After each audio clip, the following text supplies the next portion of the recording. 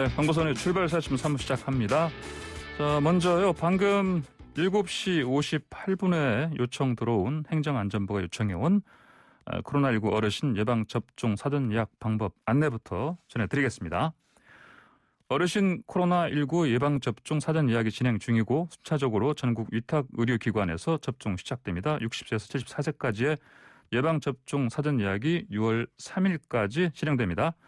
65세부터 74세 접종은 5월 27일 오늘부터요. 그리고 60세부터 64세 접종은 6월 7일부터 시작됩니다. 보호자께서는 어르신 코로나19 예방접종 사전 예약과 접종일을 서둘러 챙겨주시길 바랍니다. 6월까지 접종 순서를 놓치면 하반기 모든 국민의 1차 접종이 끝난 후에 다시 접종 순서가 오게 됩니다. 꼭 사전 예약 후 접종 받으시기 바랍니다. 코로나19 예방접종 이렇게 사전 예약하시기 바랍니다. 코로나19 예방접종은 웹, 모바일 사전 예약 누리집을 통해서 사전 예약이 가능합니다. 누구라도 대리인 예약이 가능합니다. 인터넷이 어려운 분들은 1339 지자체 콜센터로 전화하거나 읍면동 주민센터에 신분증, 휴대폰을 지참해서 방문할 경우 예약이 가능합니다. 이상 코로나19 예방접종 대응 추진단에서 알려드렸습니다.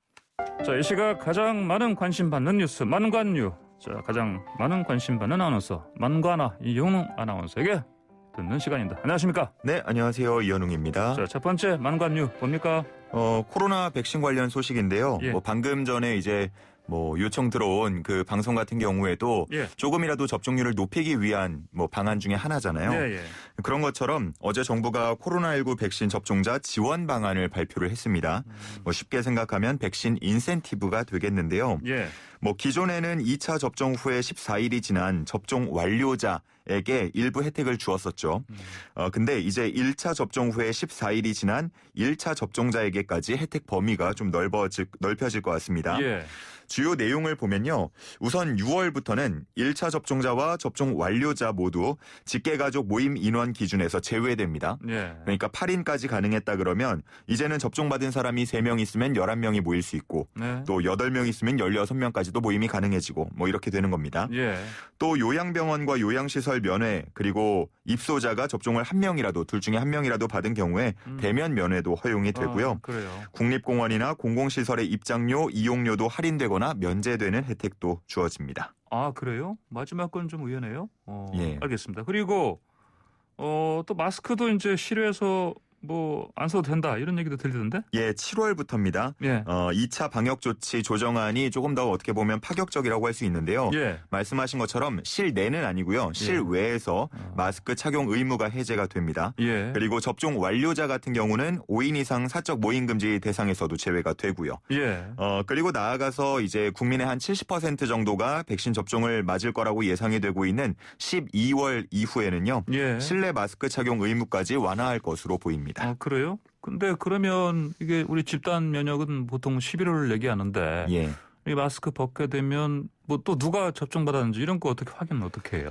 일단은 지금 접종 증명서를 발급할 것이라고 하고 있어요. 예. 종이도 있고요. 그리고 예. 애플리케이션을 이용한 방법도 있습니다. 네. 하지만 이제 실외에서 마스크를 다 벗고 다니다 보면 사실 일일이 증명서 보여주세요 이렇게 할 수는 없는 일이다 보니까 현실적으로는 힘들죠. 예, 그게 예. 실질적인 관리가 좀 어렵지 않겠냐 하는 누리꾼들 반응이 많고요. 예. 또 전문가들 사이에서는 이제 그 2차까지 다 완료한 접종 완료자 말고 예. 1차 접종자까지 이렇게 혜택을 완화한 건 굉장히 파격적이라면서 네. 국민에게 잘못된 신호를 줄 수도 있는 거 아니냐라고 약간의 비판과 경고의 목소리를 내고도 있습니다. 예.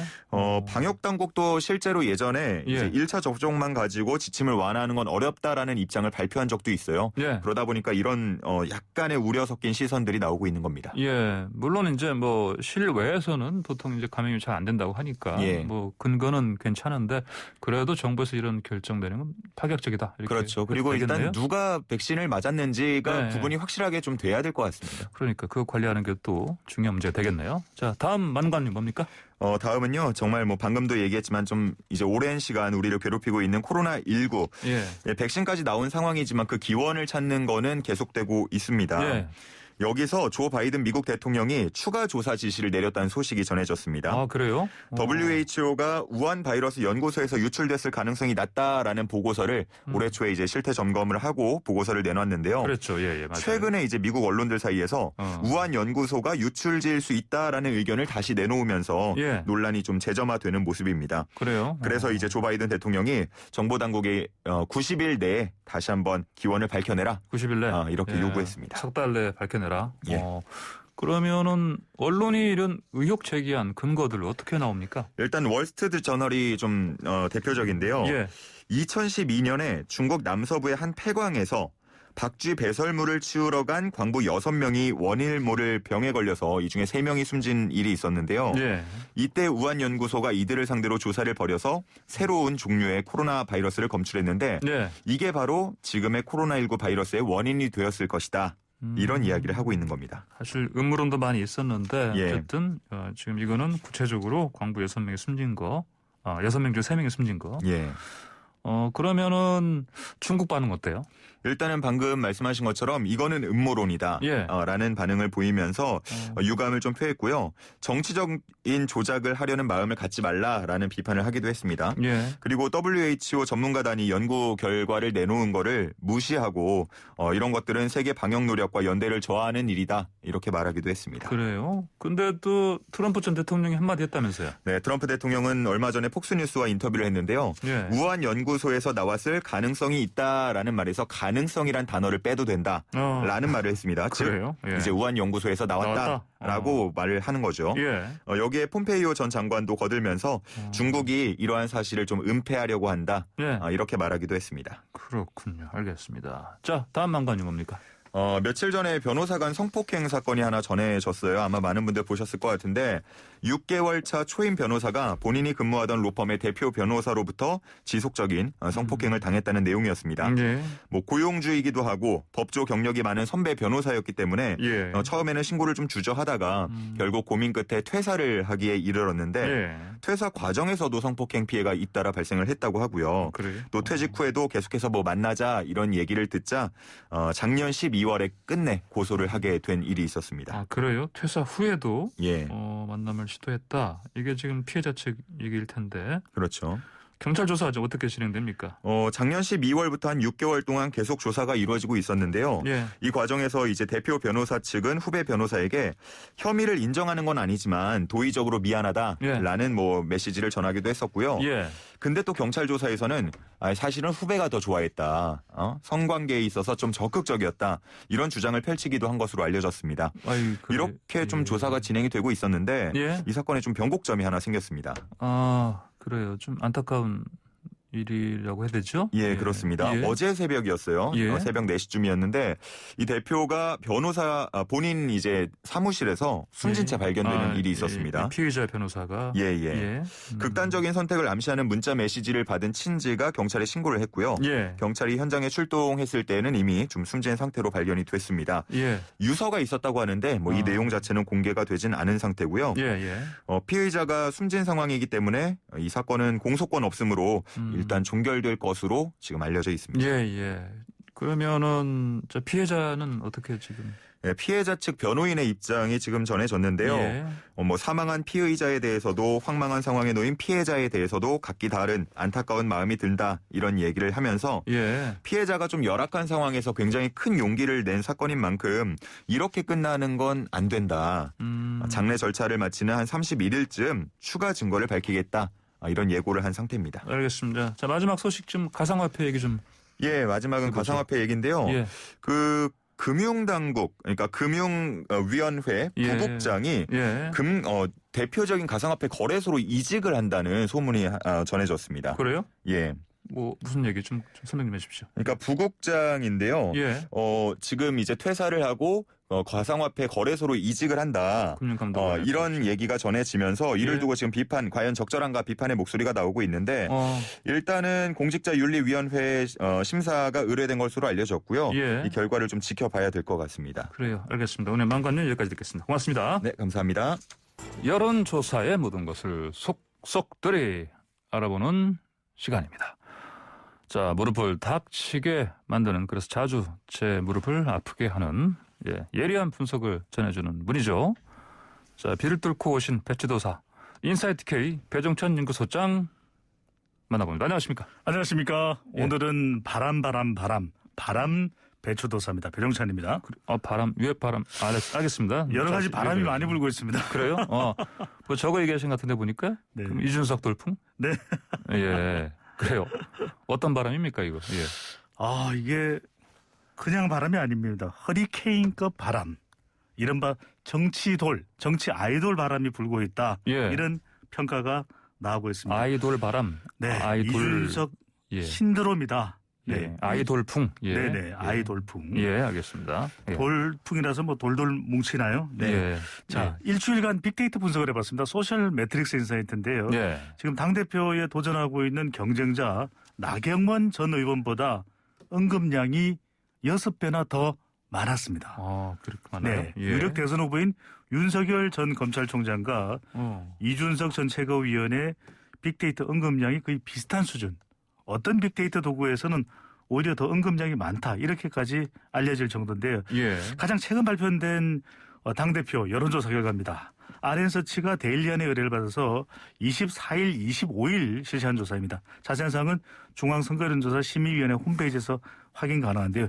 예. 이준석 30.2%, 예. 나경원 15.6%, 두 배입니다. 두 배네요. 그러다 예. 보니까 이거 더불어민주당 지지층에서 밀어줬겠지. 아닙니다. 네. 국민의힘 지지층에서 이준석 40%, 예. 네, 나경원 전 의원보다 10%포인트 이상 앞서는 결과로 나타났습니다. 예.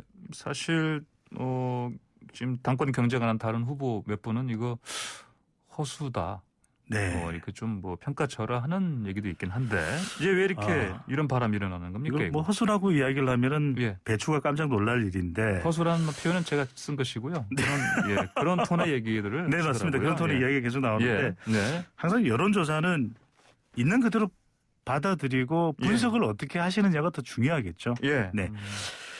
세 가지 바람이 일어나고 있습니다. 일단은 이준석 돌풍이 일어나고 있는 가장 큰 이유는 MZ세대의 반란입니다. MZ. 네. 예. 그동안은 이제 변방에 머물러 있었던 것이 2030 세대인데 예. 이제 기회가 왔다. 우리가 왜 이제 주변부에 머물러 있어야 되느냐. 네. 정치 주도권을 잡아야 된다. 일종의 이준석을 통한 대변인 현상. 네. 좀 우리 의견을 대변해 달라. 두 번째는 또 신진 세력 반발. 예. 당 내에서 그동안 중진, 영남, 꼰대, 라떼 지도부에 또 질질질 끌려다닐 때 이런 평가가 나오거든요. 예. 그러다 보니까 우리 가만히 있을 수 없어. 이번 당대표는 우리가 주도해야 돼. 이런 바람이 국민의힘 내부에서도 일어나고 있는 것이죠. 그래요. 마지막으로 혁신 요구 반영입니다. 그동안 청년 정책 좀 해달라고 그렇게 요구를 해왔는데 네. 이런 요구들이 기대를 했던 현 정부에서도 받아들여지지 못했고 예. 더 그 이전에 기대를 했던 정의당에서도 수용이 잘 안 되고 그럼 이준석한테 해볼까? 예. 이런 일종의 대변인 현상. 그러니까 이준석 전 최고위원이 뭐 완벽해서 너무 좋아서 이것도 물론 부분적으로는 있겠지만 예. 더 중요한 건 이제 우리가 주도권을 잡아야 돼. 우리가 주도해 나가야 돼. 이런 집단적인 인식 예. 또 집단적인 여론화가 예. 일어난 것으로 바람으로 보입니다. 자, 그러면은 이준석 전 최고위원 당대표 될 가능성. 이런 걸 또 명쾌하게 설명을 드려야 되잖아요. 예. 자, 말씀드립니다. 명쾌하게. 당선될 가능성 참고만 해주시면 좋겠는데 자, 귀쫑긋. 예. 네, 49.99%. 예. 근데 어렵지만 뭐 예. 불가능한 건 아닙니다. 왜냐하면 49.9999%로 가시죠. 네, 차라리. 오늘 예. 네. 발표가 될 텐데 네. 1차 컷오프는 통과 가능성이 높겠죠. 문제는 예. 이제 6월 11일 본선인데 예. 그때 당칠 민삼입니다. 예. 당칠 민삼. 당원이 7이고 민심이 3이기 때문에 예. 이준석 전 최고위원으로서는 영남 60대 이상의 당원표를 많이 받아야 된다. 예. 그렇다면 본선에서 과연 이준석 중심의 몇몇 후보들과의 단일화가 되겠느냐. 예. 그리고 주호영 의원 또 예. 나경원 전 의원이 얼마만큼 표를 나누느냐. 그리고 이것이 이제 국민 여론조사 이 열풍이 당원 표심에는 어느 정도 영향력을 줄지가 예. 이 본선 또 이준석 돌풍의 끝이 어디일까 가장 중요한 변수가 될 것으로 보입니다. 사실 근데 뭐 당대표가 설령 안 되더라도 네. 많은 의미를 부여할 수 있는 현상 그럼요. 같습니다. 예. 허리케인급이니까요. 예, 허리케인급. 네. 당대표 안 되더라도 이건 허리케인이다. 네. 알겠습니다. 자, 다음 주제 보시죠. 네. 코로나 백신 접종 인센티브. 네네. 방금 전에 이현웅 아나운서가 만관 뉴스 좀 전해줬는데 네. 마스크 벗을 수 있다는 거 실외에서. 두 가지로 보시면 될 것 예, 같아요. 예. 하나는 네. 이제 모임의 자유, 하나는 마스크 해방. 예. 그러니까 6월, 7월에 이제 모임 자유가 생기는데 백신 접종자는 더 이상 제한 숫자에 포함이 안 되는 겁니다. 예. 가족 모임 제한에서도 제외. 예. 그다음에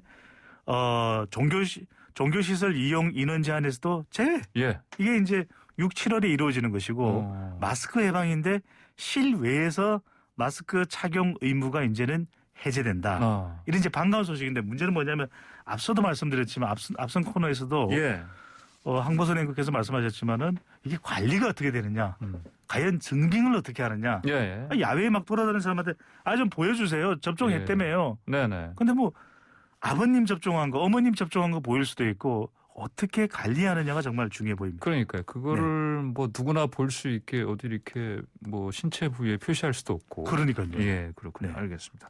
뭐 좋은 아이디어가 나올 수도 있겠죠. 네. 그래서 예. 이 접종 인센티브에 대한 여론이 예. 좀 찬반이 엇갈립니다. 아, 그래요. 예. 네, KSY가 TBS의 의뢰를 받아서 21일, 22일 실시한 조사인데 예. 자세한 사항은 조사기관의 홈페이지에서 확인 가능합니다.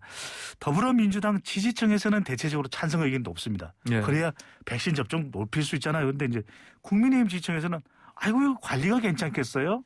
그리고 너무 이게 백신 접종하라고 지금 좀 거부감도 있는데 예. 지나친 거 아니에요? 이런 정치적인 해석 경향이 나타나고 있습니다. 그래요?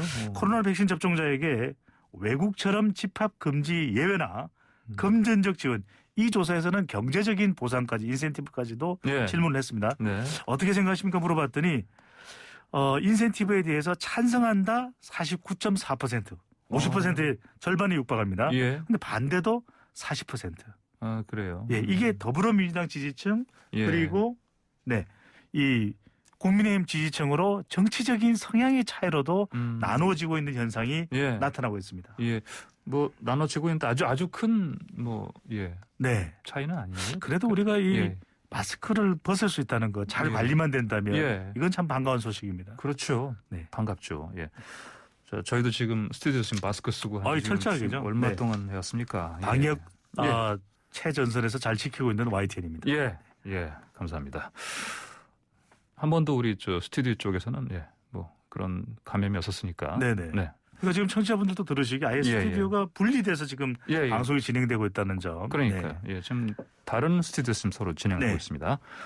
자, 그리고 이 코로나 때문에요. 도쿄올림픽에 대한 부정 여론 확산되고 있는데 일본 안에서의 여론, 일본에서의 여론 어떻습니까? 일본 내에서마저도 예. 여론이 받쳐주지 않습니다. 왜냐하면 또 이제 미국 국무부가 이 미국 국무부의 여행 단계가 4단계가 있거든요. 예. 4단계가 있는데 예. 이 중에서 가장 높은 단계인 4단계 여행 금지로 격상을 시켰습니다. 일본을. 네. 그렇죠. 그러니까 예. 이제 미국 국민들에게 일본 가지 마라. 네. 이렇게 되는 상황에서 일본 내에서도 과연 이거 올림픽이 제대로 개최가 되겠느냐. 일본 네. 아사히 신문이 실시한 여론조사에서 예. 도쿄 도민입니다. 예. 바로 올림픽이 열리는 장소죠. 네네. 10명 중 6명은 올림픽 취소 또는 재연기 여론으로 나타났습니다. 그러니까 그래요. 일본 국민들마저도 예. 이거 올림픽 열지 말자. 지금 뭐 이 일본 정치권이나 또는 IOC 조라고 우리가 지금 확진자 늘어나고 있는데 네. 하루 뭐 4,000명 이상 나오고 있지 않습니까? 예. 이거 말이 되냐. 그리고 지금 연구 결과에 따르면 올림픽을 개최하면은 확진자가 더 늘어나는데 어떡하냐라는 부정적인 기류가 나오고 있습니다. 그러니까 방금 말씀하신 그 아사히 신문에서 네. 조사한 것도 있었고 또 사설까지 썼던데 보니까 그러니까요. 뭐 이제 취소하라 예. 이거 아닙니까? 스가 총리에게 건의하겠다. 네. 건의하겠다. 이런 사설까지 나오고 있는 상황입니다. 그러니까 뭐 네. 일본의 주요 유력 일간지 중에 하나 이렇게 했으니 그렇죠. 네. 어떻게 될지. 자, 도쿄올림픽에 대한 우리의 국민 여론 어떻습니까? 우리 국민 싸늘합니다. 리얼미터가 YTN의 의뢰를 받아서 예. 21일 실시한데요. 예. 도쿄올림픽 개최 어떻게 인식하고 있는지 물어봤습니다. 10명 중 8명 정도 우리 국민입니다. 네. 78.2% 취소해야 된다. 개최해야 예. 된다는 13.4%로 나타나고 있습니다. 예. 물론 우리 선수들 또 세계 각국에서 이 올림픽 오륜에 참가하는 선수들은 대체로 다 예. 백신 접종을 했을 겁니다. 그렇죠. 그럼에도 네. 불구하고 이 확진의 우려 또 코로나19 바이러스에 노출되는 네. 이 걱정 예. 이것에선 자유롭지가 못한 것이거든요. 우리 선수들의 땀과 노력 참 아쉽지만 네. 그래도 이런 상태에서 올림픽이 열려서는 안 된다라는 우리 국민들의 여론 압도적이었습니다. 예, 알겠습니다. 그리고 빅데이터 좀 반응이 어떻게 나옵니까? 네, 빅데이터상에서도 도쿄 올림픽이라고 하는 검색어를 소셜 매트릭스 인사이트에 입력을 했더니요. 자, 긍정적인 여론은 불과 27%에 불과했습니다. 네. 네. 아, 충격이다. 반대한다. 분노한다. 또 강행 이런 부정적인 관계어로 또 예. 연관으로 부정 감성이 더 높게 나타났습니다. 네. 알겠습니다. 그럼 뭐 도쿄올림픽 떠올려봤자 기분 좋아지는 상황 아닌 것 같다. 예, 알겠습니다. 자, 다시 정치 여론 가보시죠. 네네. 그 차기 대선 후보 지지도 좀 봐야 되겠는데 윤석열 네. 전 검찰총장 이 지지율이 좀 흔들린다면서요? 그렇습니다. 이게 조사 방식에 따라서 좀 다릅니다. 그 이유도 있고요. 그러니까 예.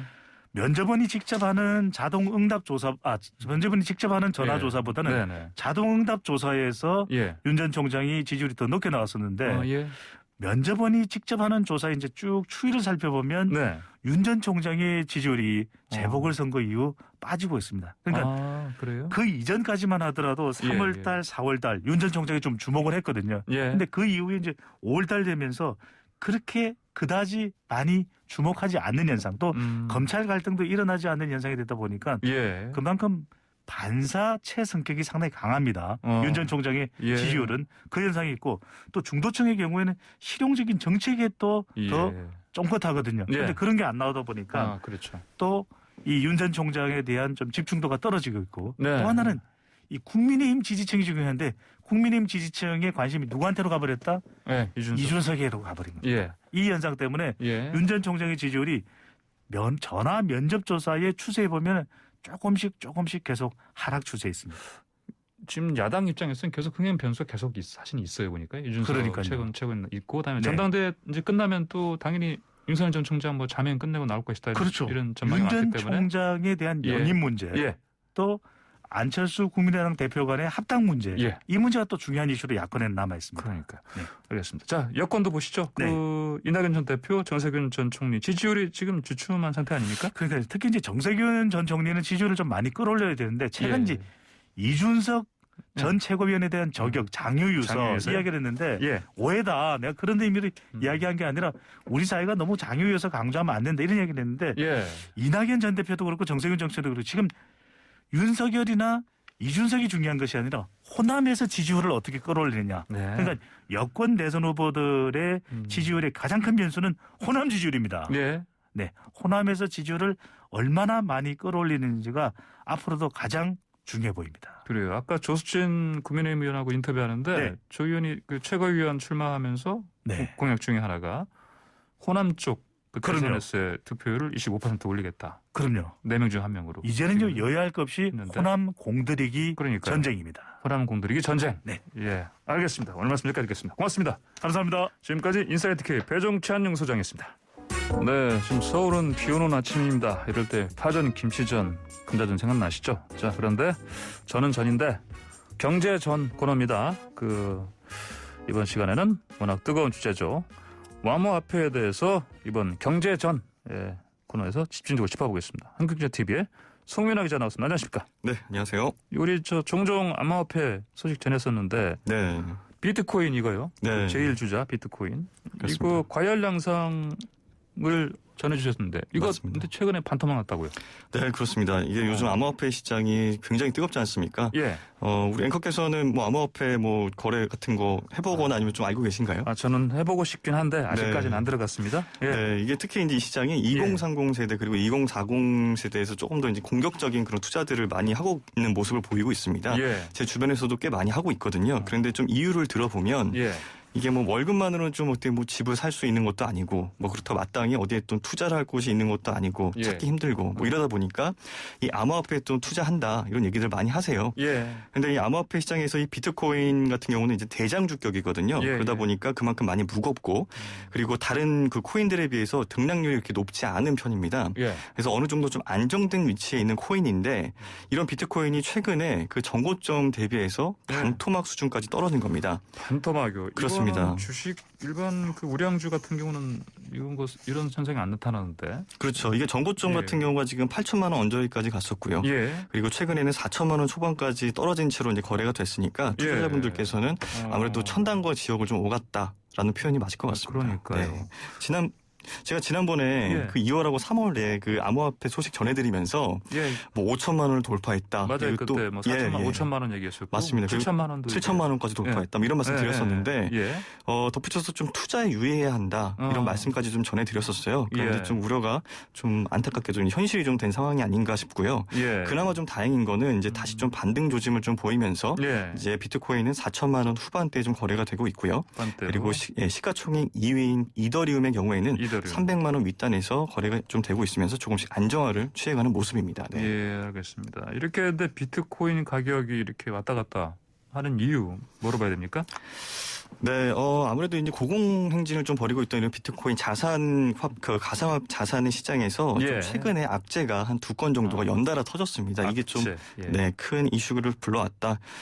이렇게 보여지고 있고요. 첫 번째는 예. 중국발 악재였습니다. 이게 중국 정부가 예. 비트코인 채굴과 관련한 모든 거래 이거를 이제 금지하겠다. 굉장히 강하게 이거를 밝혔기 때문에 예. 그러면서 이제 가상자산 가격은 좀 그 뒤로 크게 이제 떨어지는 모습을 보였고요. 예. 이후에 비트코인 가격이 지난 19일에 3만 달러 초반대까지 이제 하락하기도 했습니다. 우리 돈으로 환산을 하면은 예. 3천만 원 후반에서 4천만 원 초반 수준까지 이제 떨어졌다라고 볼 수가 있고요. 예.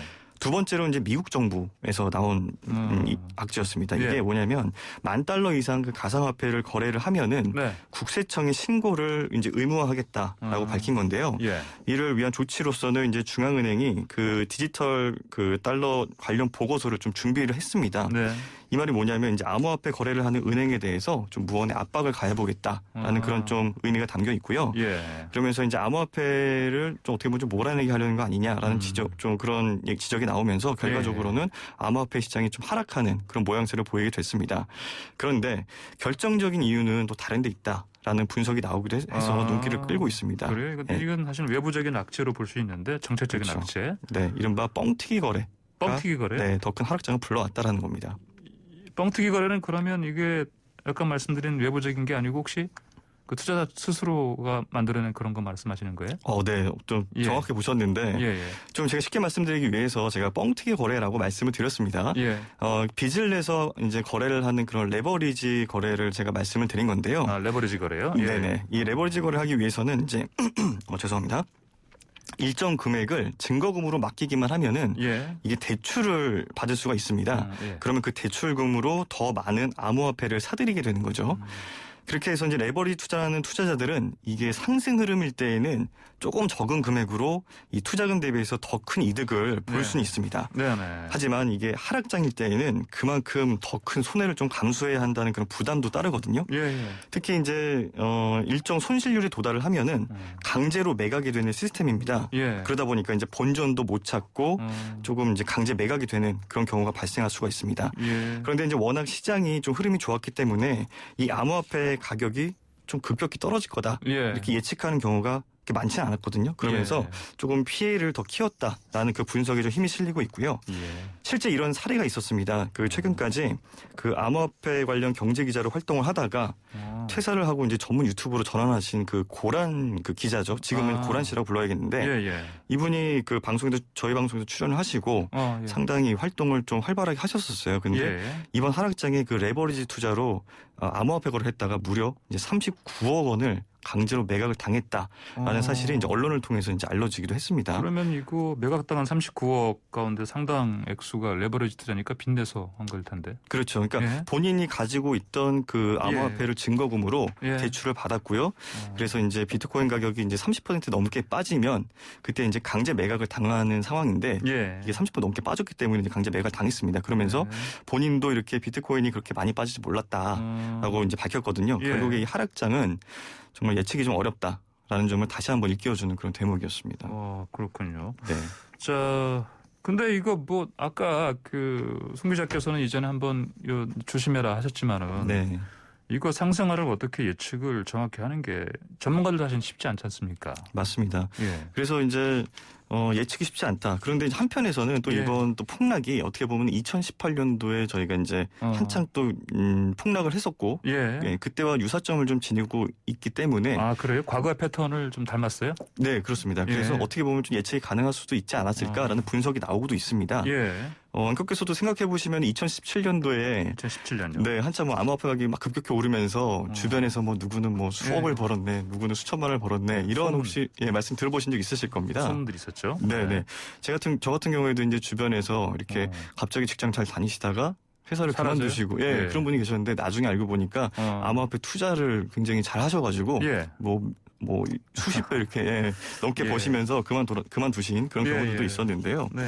그 당시에 좀 상승장이 많이 유사한 그런 패턴을 보였고요. 결국에는 이 폭락장도 조금 비슷한 수순을 밟았다라는 분석인 겁니다. 그래요? 네.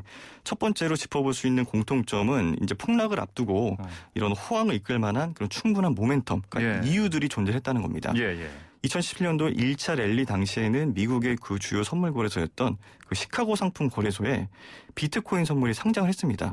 그러면서 비트코인 가격 상승을 이끌었고 이는 이제 당시 기존의 그 금융기관이 디지털 자산을 인정하는 어떻게 보면 상징적인 그런 사건이라고 좀 평가를 받았었는데요. 그러면서 비트코인 가격이 2010년도 12월 중순에는 2만 달러 가까이 치솟는 그런 2천만 원이 넘는 결과를 보이기도 했습니다. 올해의 경우에는 이런 미국 최대 가상자산 거래소인 코인베이스가 나스닥에 상장을 했습니다. 이게 좀 굉장히 큰 이슈로 좀 불러일으켰고요. 이를 통해서 이제 기존 금융기관들이 가상자산 거래소를 공식적으로 인정하는 그런 기념비적인 사건이다라고 받아들여졌습니다. 이후에 비트코인 가격은 무려 이제 6만 4천 달러를 돌파하는 그런 기염을 토했죠. 또 다른 공통점은 비트코인이 먼저 정점을 찍고 나서 그 다음에 비트코인을 제외한 나머지 그 코인들을 저희가 알트코인이라고 부르는데 이 알트코인들이 뒤따라서 상승 흐름을 탔습니다. 2017년도에는 비트코인이 12월에 정점을 찍은 뒤에 곧바로 알트코인이 좀 급등을 하게 됐고요. 그리고 올해도 4월 14일에 비트코인이 최고가를 경신한 다음에 곧바로 알트코인이 랠리를 또 펼쳤거든요. 이 같은 공통점을 좀 고려해 봤을 때 이런 가상자산 사이클이 어느 일정한 패턴을 좀 갖고 있는 게 아니냐. 블룸버그는 이렇게 진단을 좀 했고요. 그리고 이제 투자자들이 비트코인에 들어간 뒤에 알트코인을 이동을 하고 그리고 마지막에는 가격 추락으로 어떻게 또 끝을 맺는다는 그런 공통점이 있다라는 분석을 내놓기도 했습니다. 알겠습니다. 자, 그럼 암호화폐 미래 어떻게 봐야 됩니까?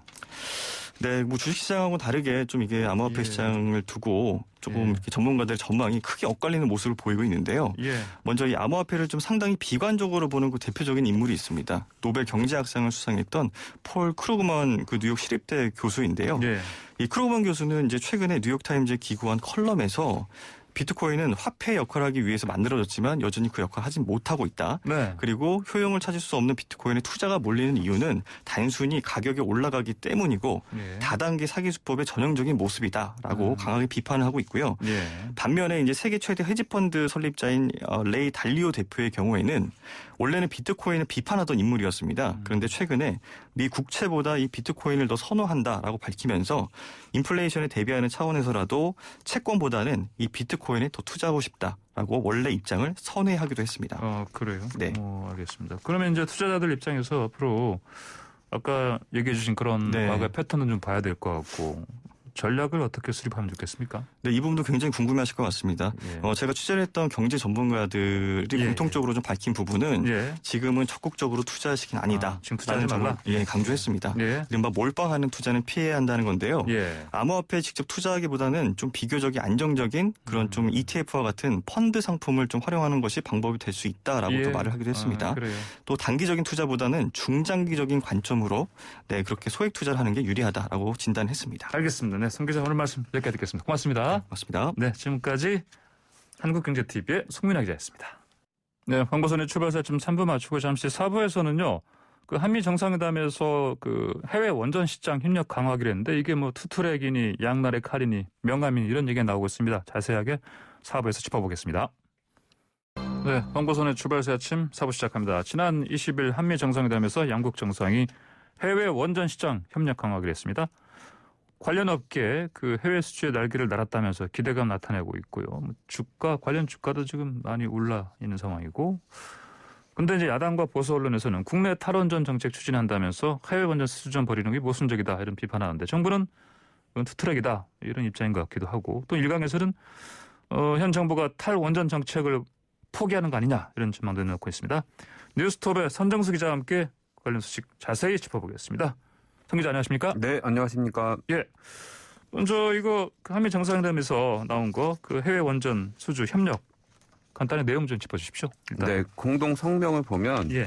양국 정상은 원전 사업 공동 참여를 포함하여 해외 원전 시장에서 협력을 강화하고 최고 수준의 원자력 안전 안보 비확산 기준을 유지하기로 합의했다 이렇게 돼 있습니다. 네.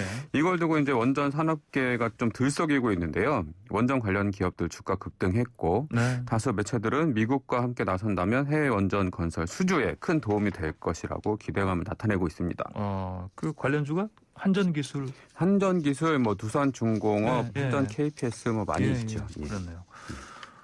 그러면은 이제 미국과 한국이 이제 뭐 팀을 이룬다는 거 아닙니까? 해외 원전 그렇습니다. 수주할 때. 네. 그럼 도움 되지 않겠습니까?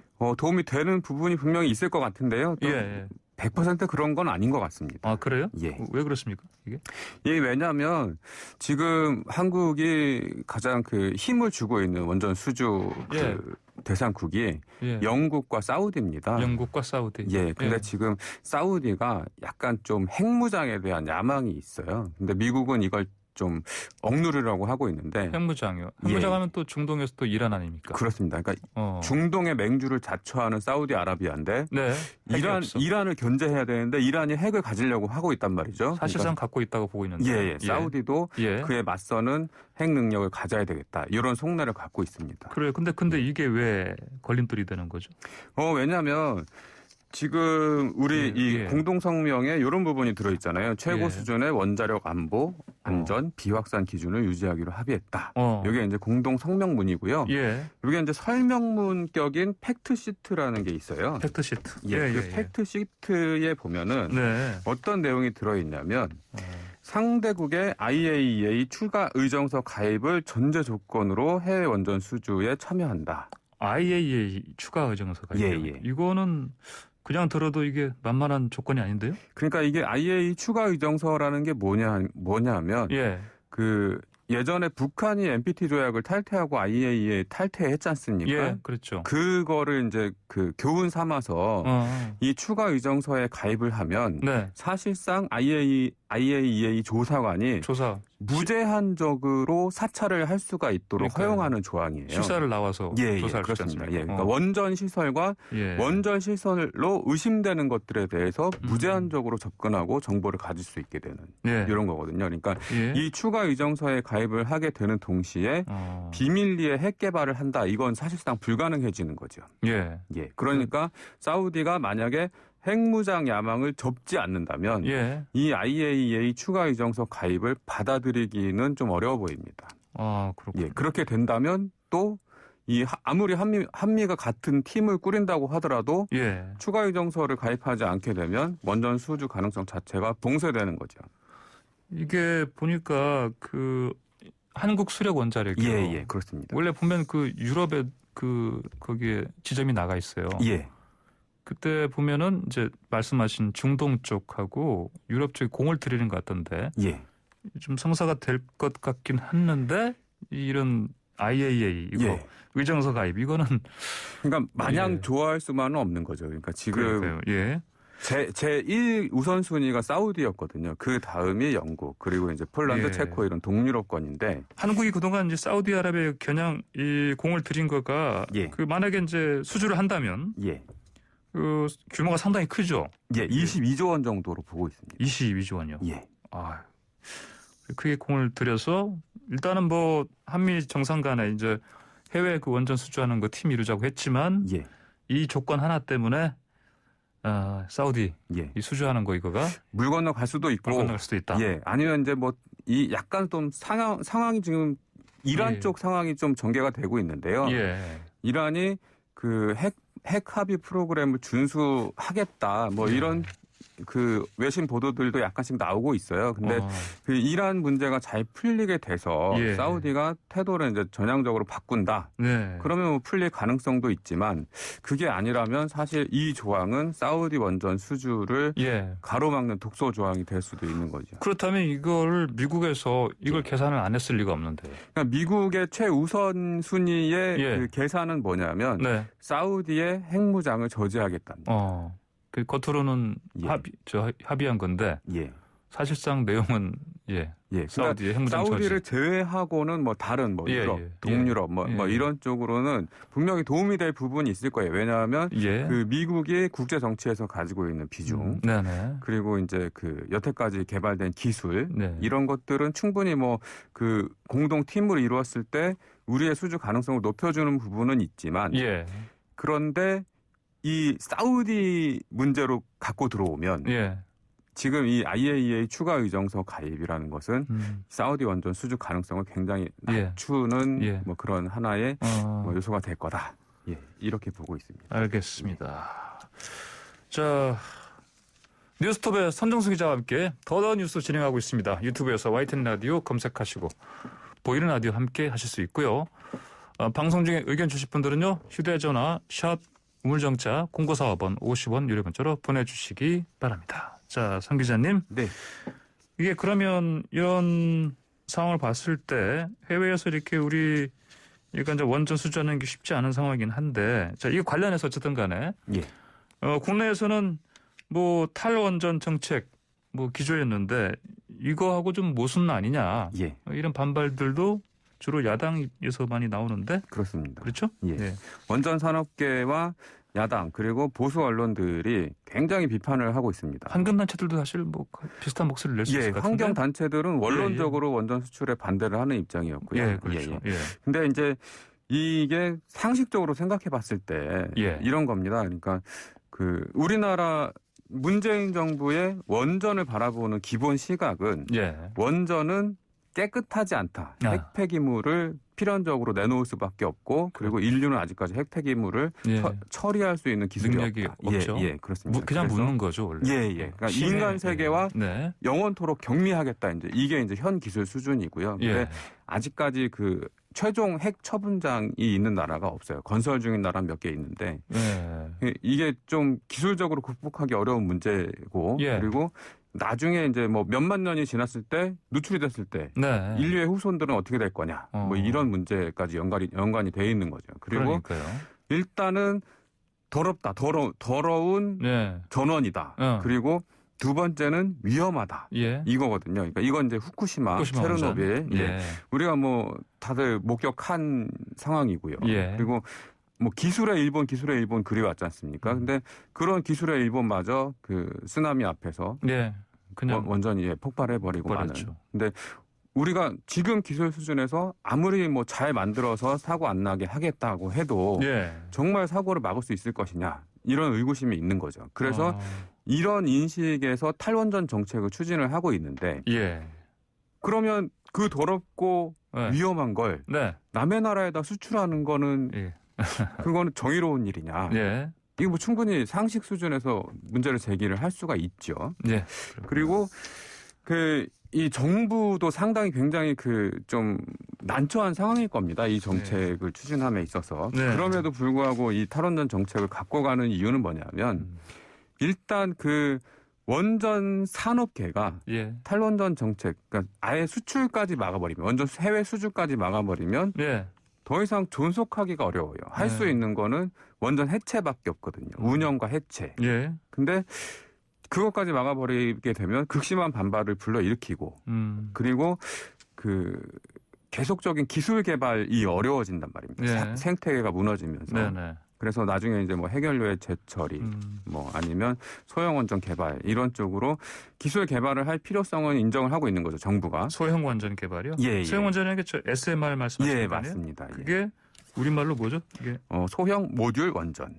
그래. 이건 어떻게 예. 뭐 개발이 지금 많이 진행됐습니까? 이거는 우리나라가 그 러시아 기술을 들여다가 예. 독자적으로 스마트 원전이라는 소형 원전을 개발을 했어요. 그리고 그래요? 이게 예. 사우디아라비아랑 예. 수출을 하기로 계약도 돼 있는 상태거든요. 이것도요? 예. 근데 이게 차입이 늦어지고 있습니다. 그러니까 원래는 작년에 네. 본 발주를 해가지고 공사가 시작이 됐어야 되는데 네. 이것도 이제 그 사우디아라비아의 국내 사정 이런가 물려 있는 이런 네, 것들 네. 때문에 지연이 되고 있는 상태죠. 그래서 본 계약이 맺어지고 있지 않습니다. 예. 착공이 안 되고 있어요. 예, 그래요.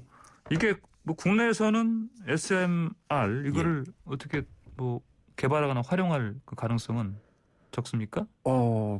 아무리 소형 원전이라고 하더라도 그래도 원전이니까. 예, 원전이고 핵 폐기물이 나옵니다. 예. 그리고 이게 소형 원전의 기본 취지가 뭐냐면 예. 작게 만들어서 전기를 많이 쓰는 곳에다가 인근에다가 짓겠다. 전력의 예. 분산화거든요. 예, 소형화와 분산화. 네. 그런데 예를 들어서 전기 많이 쓰는 서울, 예. 강남, 네. 강남역 사거리에다가 소형 원전을 짓겠다. 예. 그랬을 때 그 강남 주민들이 그걸 받아들이지 않죠. 그러니까 그렇죠. 수용성이 떨어진다는 얘기입니다. 일단 그런 부지를 사실은 구하기도 힘들고 예. 그다음에 주변의 반발이 매우 클 것이다. 예. 그러면은 뭐 그 아까 말씀하신 국내 그 원전 예. 산업 그쪽에서의 반발이 이것도 안 되고 그러면 뭐 어느 쪽으로 또 출구를 뚫어야 되는지 그래서 이제 그 네. 원전 산업계의 숨통을 틔워주는 차원에서 이렇게 해외 원전 수주는 한다고는 적극 했는데. 지원해 주겠다 이렇게 나오는 거죠. 그렇군요. 예. 알겠습니다. 자, 오늘 이 얘기 여기까지 듣겠습니다. 고맙습니다. 네. 지금까지 뉴스톱의 선정수 기자였습니다. 네, 광고선의 출발새 아침 목요일 순서 여기서 마칩니다. 고맙습니다.